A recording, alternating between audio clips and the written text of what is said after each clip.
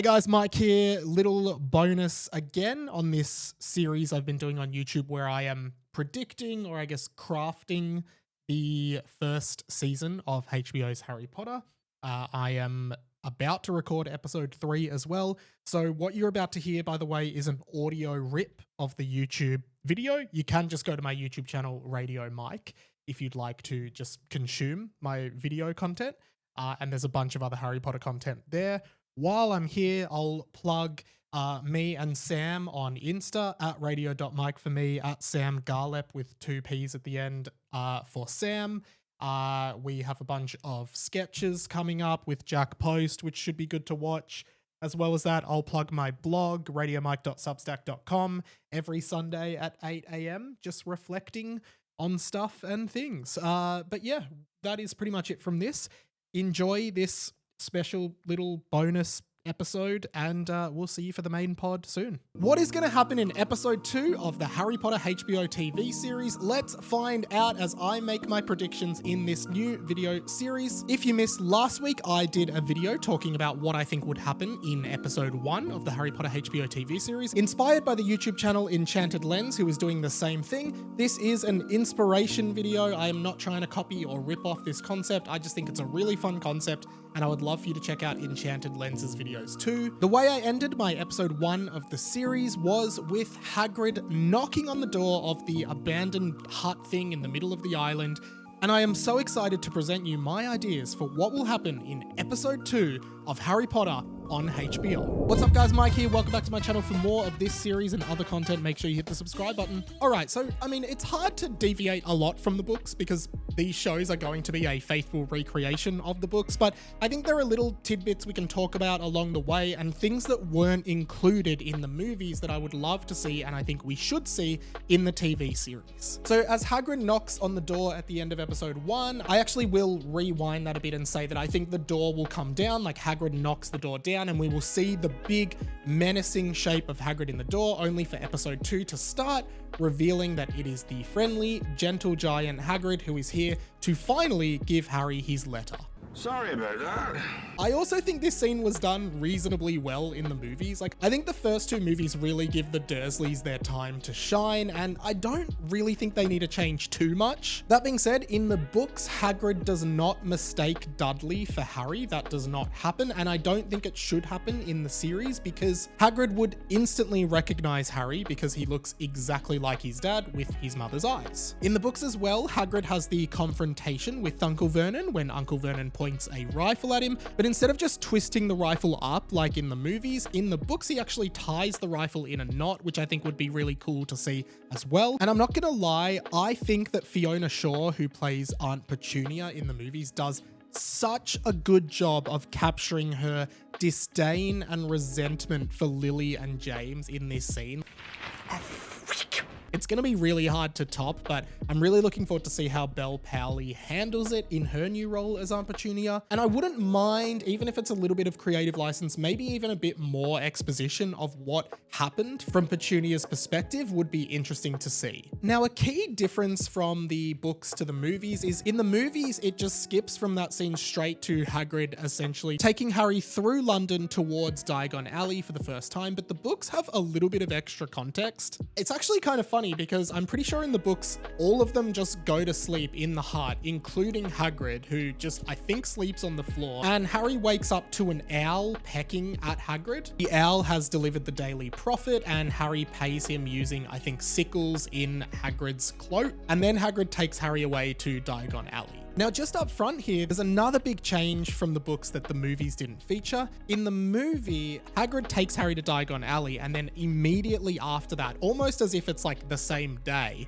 Hagrid takes him to King's Cross to board the train. That is not actually what happens at all in the books. In fact, Hagrid actually takes Harry to Diagon Alley, and then Harry goes back to the Dursleys for a few weeks before September 1st. In fact, Uncle Vernon actually drives him back to King's Cross, and then Harry says that he has to go to 9 3/4, and Uncle Vernon laughs at him and drives away, which is actually a really cruel thing to do, to leave a child stranded. But I mean, I wouldn't put it past Uncle Vernon. So I do hope we get something like that, like seeing Harry come back to the Dursleys after being in Diagon Alley, and maybe there's some fun and comedy around him unpacking some of the stuff he purchased, and the Dursleys like looking at Hedwig and the wand and a cauldron or something like that, and just being like, oh my god, what is happening here, and being really scared. But let's rewind a bit to the journey in Diagon Alley, which of course is very important to Harry's adventure. Hagrid takes Harry into the leaky cauldron, where he meets a variety of characters, including Daedalus Diggle, I believe. Now there's this little side story in the book about how once when Harry was a kid, Aunt Petunia took him and Dudley to, I think, a shopping center, and a man in a cloak bowed at him and smiled, which to be honest is a really weird thing to do, but in the context of the book, like,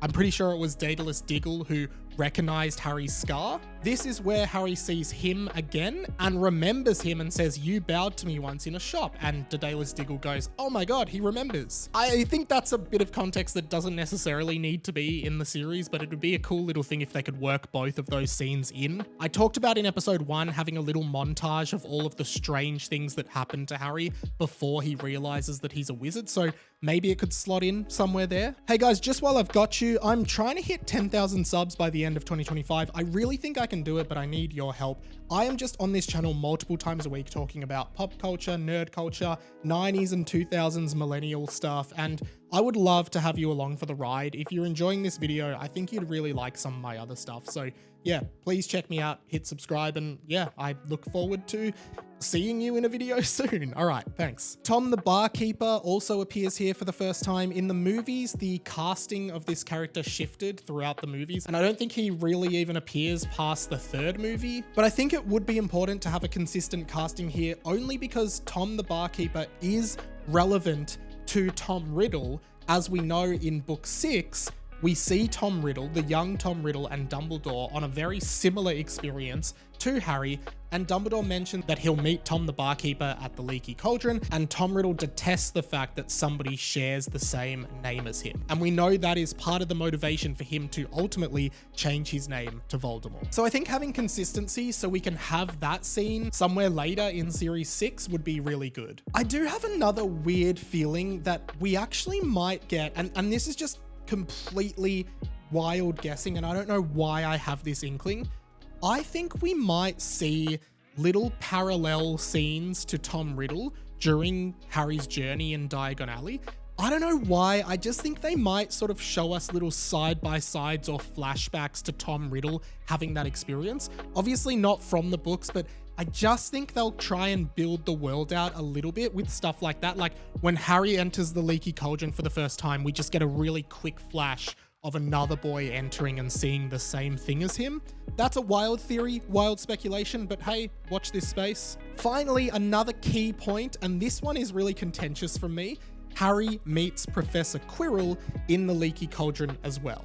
Now, this one is really interesting because the movies and the books really differed.